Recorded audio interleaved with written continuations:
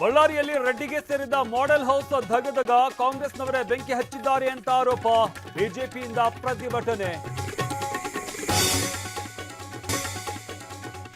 ಕುಡಿದು school bus ಚಾಲನೆ, ತಪಾಸಣೆ ವೇಳೆ ಬಲೆಗೆ ಬಿದ್ದ ಚಾಲಕರು, 26 ಡ್ರೈವರ್ಗಳ ಮೇಲೆ ಕೇಸ್.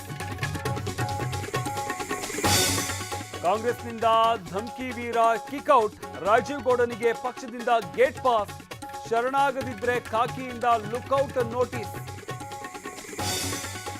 ಉತ್ಖನನ ನಡೆಸೋರಿಗೆ ಸುರಕ್ಷತೆ ಇಲ್ಲ, ಅಧಿಕಾರಿಗಳ ವಿರುದ್ಧ ಕಾರ್ಮಿಕ ಸಂಘ ಕಿಡಿ. 8ನೇ ದಿನ ಸಿಕ್ತು ಕವಡೆ ಲೋಹದ ವಸ್ತು.